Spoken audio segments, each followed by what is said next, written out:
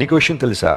నువ్వు కోల్పోయిందంత నీకు దేవుడు ఎందుకు ఇవ్వగలడో తెలుసా? ఆయన నీ కొరకు శ్రేష్టమైన ఆల్రెడీ సిద్ధపరిచి ఉంచాడు. నువ్వు చేయాల్సిన పని ఆయన దగ్గర తిరిగి రావడమే, ఆయన పాదాలు పట్టుకోవడమే, ఆరాధించి స్తుతించి గణపరిచి, ప్రభువా నీవు తప్ప నాకు ఆధారం లేదు, నీవే నా ఆశ్రయం, నిన్ను విడిచి నేనేమీ సాధించలేను అని దేవునితో నువ్వు ఒడంబడిక చేసుకోగలిగితే, నిబంధనలో నువ్వు రాగలిగితే గొప్ప కార్యాలు నీ జీవితంలో జరుగుతాయి.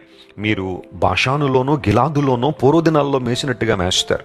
ఏ సమృద్ధి నువ్వు అనుభవించావో, ఏ రక్షణ ఆనందంలో నువ్వు కొనసాగావో, ఏ పవిత్రతలో నువ్వు ఎదిగావో, ఏ అనుబంధాన్ని నువ్వు కలిగి ఉన్నావో నీ కుటుంబంతో, దేవుడు వాటిని పునరుద్ధరించడానికి ఆయన సిద్ధంగా ఉన్నాడు. ఒకవేళ ఈరోజు నీ కోపాన్ని బట్టి, నీ అసూయని బట్టి, నీలో ఉన్న మత్సరాన్ని బట్టి, లేదా నీలో ఉన్న అహంభావాన్ని బట్టి, గర్వాన్ని బట్టి బంధాలు విచ్ఛిన్నం చేసేసుకున్నావా?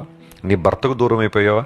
నీ భార్యను ఇబ్బంది పెట్టి ఆమెకు దూరం అయిపోయావా? నీ పిల్లలకు దూరం అయిపోయావా? నీ గర్వ జీవితాన్ని బట్టి దేవుని ప్రేమను అర్థం చేసుకో, ఆయన దగ్గర తిరిగిరా. నువ్వు పూర్వదినాన్న ఏ విధంగా సమృద్ధితో ఉన్నావో, ఏ ఆనందంతో ఉన్నావో, దేవుడు వాటిని పునరుద్ధరించడానికి ఆయన సిద్ధంగా ఉన్నాడు.